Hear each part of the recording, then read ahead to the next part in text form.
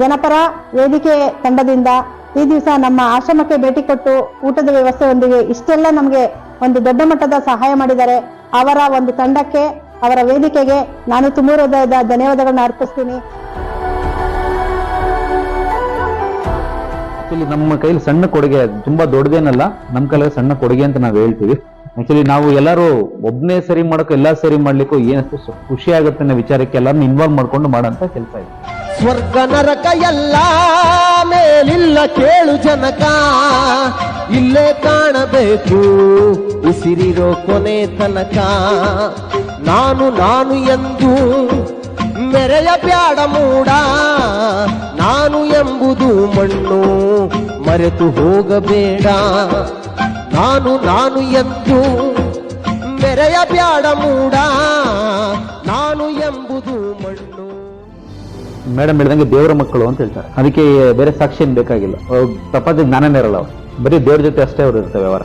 So ಈ ಒಂದು ಕಾರ್ಯ ಮಾಡೋದು ಯಾರ ಕೈಲೂ ಆಗಲ್ಲ. ನಾವು ಅಕಸ್ಮಾತ್ ರೋಡಲ್ಲಿ ಹೋಗ್ಬೇಕಾದ್ರೆ ಏನೋ ಕೊಡ್ಬೋದು, ಮಾಡ್ಬೋದು, ಏನೋ ಮಾಡ್ಬೋದು. ಬಟ್ ಇಷ್ಟು ಜನ ಒಂದು ಕಡೆ ಕೂಡ ಹಾಕಿ ಅವ್ರಿಗೆ ಏನ್ ಬೇಕೋ ನಿತ್ಯ ಏನ್ ಅವಶ್ಯಕತೆ ಅದನ್ನ ಕೊಟ್ಟು ಸಲಹೆ ಕಾಪಾಡ್ತಿದ್ದಾರೆ.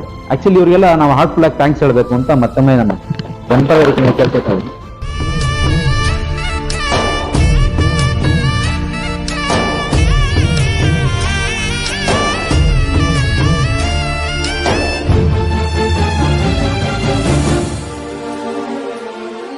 ಕಡೆ ಆಶ್ರಮಗಳು ಅಂತಂದ್ರೆ ನಮ್ ನಾರ್ಮಲ್ ನಾವು ಎಲ್ಲರೂ ಕೂಡ ಸುಮಾರು ಜನ ಆಶ್ರಮಗಳಿಗೆ ಭೇಟಿ ಮಾಡಿದ್ದೀವಿ.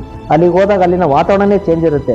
ಒಂದು ನೀಟ್ನೆಸ್ ಇರಲ್ಲ, ಅವ್ರ ಪಾಡಿಗೆ ಅವ್ರೇನೋ ಒಟ್ಟು ಮೂರತ್ತು ಊಟ ಅಂದ್ರೆ ಸುಮಾರು ಜನ ಚಂದ ಮಾಡ್ತಾ ಇರ್ತಾರೆ. ಆದ್ರೆ ಈಗ ನೋಡಿದ್ರೆ ಏನೋ ಒಂದು ಖುಷಿ ಆಗುತ್ತೆ, ಒಂದು ದೇವಸ್ಥಾನ ನೋಡ್ದಂಗೆ ಅನಿಸ್ತಾ ಇದೆ ನನಗೆ ಖಂಡಿತವಾಗ್ಲು. ಯಾಕೆಂದ್ರೆ ನೋಡಿ ಎಷ್ಟು ನೀಟಾಗಿದೆ, ಎಲ್ಲರೂ ಕೂಡ ನೀಟಾಗಿದ್ದಾರೆ, ಯಾರು ಕೂಡ ಆ ಥರದಲ್ಲಿ ಏನಿಲ್ಲ.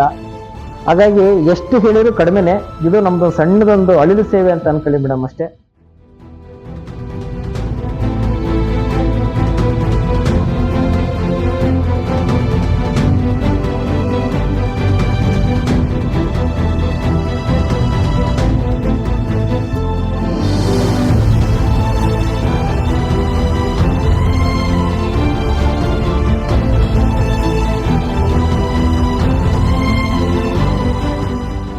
ನಿಜವಾಗ್ಲೂ ತುಂಬಾ ಖುಷಿ ಆಗ್ತಾ ಇದೆ. ಇದೇ ರೀತಿ ನಮಗೆ ಹೆಚ್ಚಿನ ಸಂಖ್ಯೆಯಲ್ಲಿ ನಮ್ಮ ಆಶ್ರಮಕ್ಕೆ ಭೇಟಿ ಕೊಟ್ಟು ನಿಮ್ಮ ಕೈಲಾದಷ್ಟು ಸಹಾಯ ಮಾಡಬೇಕು ಅಂತ ಹೇಳಿ ನಾನು ಈ ಮೂಲಕ ಎಲ್ಲ ನಮ್ಮ ಕರ್ನಾಟಕದ ಜನತೆಗೆ ಕೇಳ್ಕೊಂತೀನಿ. ಇದೇ ರೀತಿ ಎಲ್ಲಾ ಸೇವೆ ಮಾಡಿ ನಮ್ಗೆ ಒಂದು ಸಹಾಯ ಮಾಡಿರುವಂತ ಎಲ್ಲ ನಮ್ಮ ಜನಗಳು, ಕರ್ನಾಟಕದ ಜನತೆ ಬಂದು ನಮ್ಮ ಆಶ್ರಮಕ್ಕೆ ಭೇಟಿ ಕೊಟ್ಟು ಅವ್ರ ಕೈಲಾದಷ್ಟು ಸಹಾಯಗಳನ್ನ ಮಾಡ್ತಾ ಇದ್ದೀರಾ. ಇನ್ನೂ ಹೆಚ್ಚಿನ ಸಂಖ್ಯೆಯಲ್ಲಿ ಬಂದು ನಮ್ಮ ಒಂದು ಆಶ್ರಮಕ್ಕೆ ಸಹಾಯ ಮಾಡ್ಬೇಕು ಅಂತ ಹೇಳಿ ಕೇಳ್ಕೊಂತೀನಿ.